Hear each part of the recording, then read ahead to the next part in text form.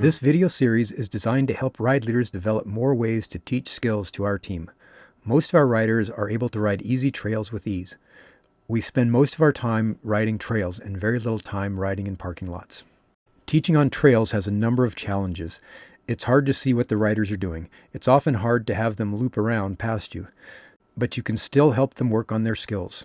The standard OTB 101 course is mainly for very beginner riders, but we don't have very many beginner riders. So what can we do to improve the skills of the more advanced riders? Racing is about efficiency and speed. How do we go farther and faster while using the least amount of energy? Even if we weren't talking about racing, this is just good riding. Let's start with our connection to the bike and the trail, the EFFs, eyes, fingers, and feet. It looks like the easiest part of biking, but it's not as easy as it sounds. Top riders are still perfecting these skills. Almost everything we know about the trail ahead comes through our eyes. The more information we have, the faster and easier we can ride. It's all about data collection. The more information, the better. What can we do to get more data about the trail and what's coming ahead? There is no one place you should be looking. You want to be scanning the trail ahead from near to far. When there is an obstacle, you will need to focus your attention there, but know what's coming after that. This allows you to plan your route, pick the best line, and adjust your position and movements in time to ride them efficiently. So let's listen to what Ben Carthrow has to say about eyes and line choice. But first, we need to cover vision, as it's the key thing that makes all the above work fluidly. So everybody's heard the classic tip, head up, look ahead, yeah, look up, yep, yep. Yeah, really good rule. Works really well. I'd recommend that. But it needs a bit more context. I see so many people trying to apply this and they're staring miles off down the trail or looking to the exit of turns before they've even entered the start of the turn. This makes them tense and nervous as hell because they have no idea what their tires are going over. Most people know that staring at your front wheel is not ideal because as you're precisely negotiating your way around this stone, that route, this stone, you have no idea you are heading straight for a tree or a drop or some other disaster. But I'm also suggesting that looking way off into the distance is wrong too. Let's simplify things. Here's my general rules for vision. Rule 1, the faster you go, the further ahead you look. Rule 2, focus on the next line. Rule 3, focus on the next line before your front wheel hits the previous one. And rule 4, filter out the noise. Logically, rule 1 is obvious, as when you're going fast, things are coming at you quicker and you need to give your brain time to process what's coming.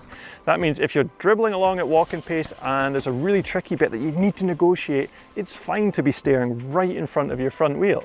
Just don't leave your eyes there once you go fast again. Rule 2 is almost not worth mentioning as everyone looks at the next line they're going to hit, unless you live in the 5th dimension and time is irrelevant and you don't need to look at your line because you've already hit it. Everyone is focusing on the next line, and rule 2 is just a setup for the big one. Rule 3, if you remember anything from this video, make it this one. Focus on the next line before your wheel hits the previous one. This is the secret to flow.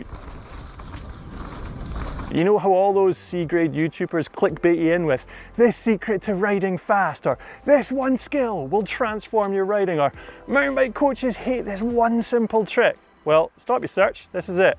Most riders, when hitting lines, focus on them, that's rule 2, and as they come up to them, they'll stay focused on the line all the way up to it, and they've nailed it. Then they look up. It's already too late. The next line is over there and they're heading that way and the anchors are deployed, but it's too late and they're off track and everyone's laughing at you.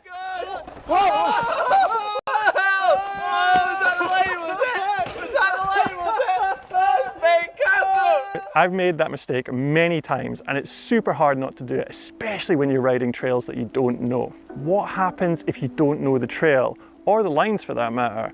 Well, I try and do all of the aforementioned things, but every time there's nothing to immediately deal with, I do a quick scan. I flick my eyes up, look down the trail to see what's coming, where the trail's heading, and if there are any decisions to be made.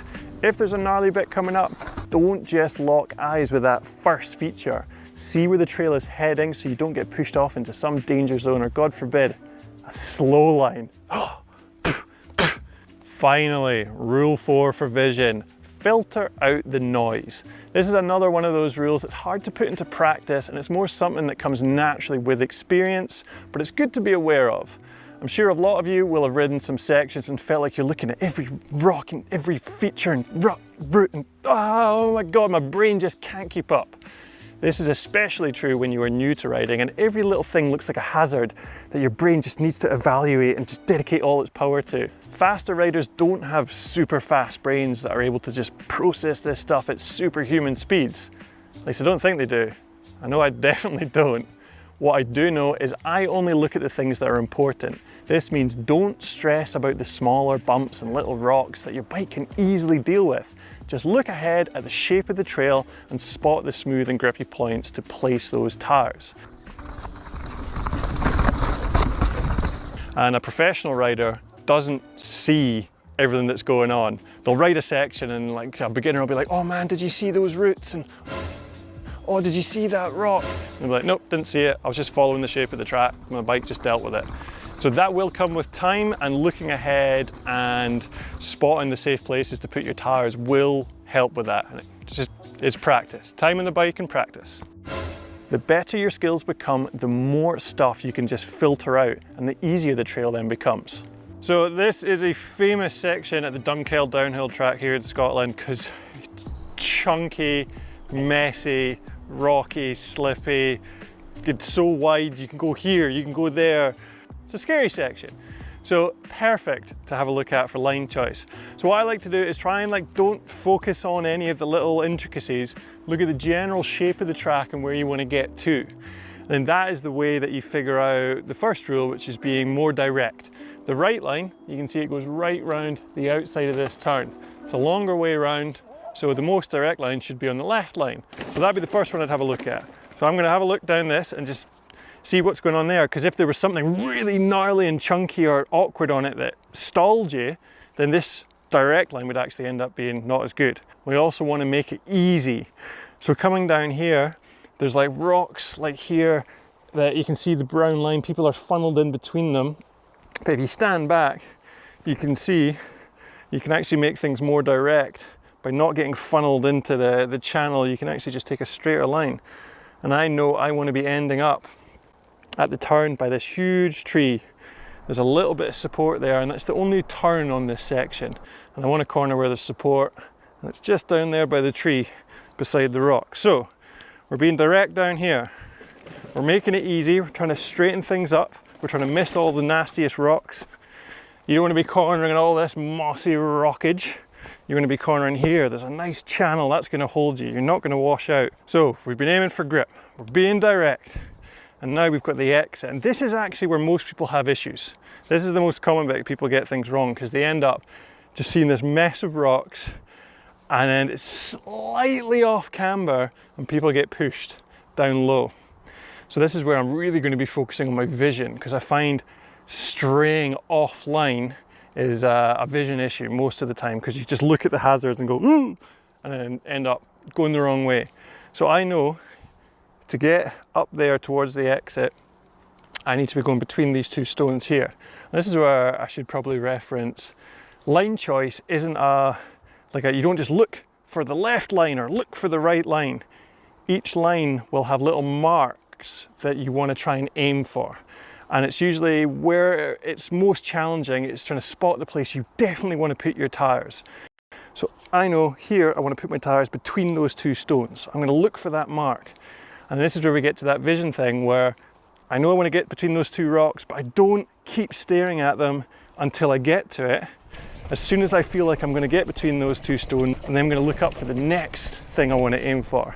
And the next marker I aim for is going over the round rock on the exit, because there's another corner coming up and I want to arc my turn for that corner. I don't want to be coming in on the right side of the track, which makes that corner tighter. I want to be coming in wide, so I get a nice arc into that corner.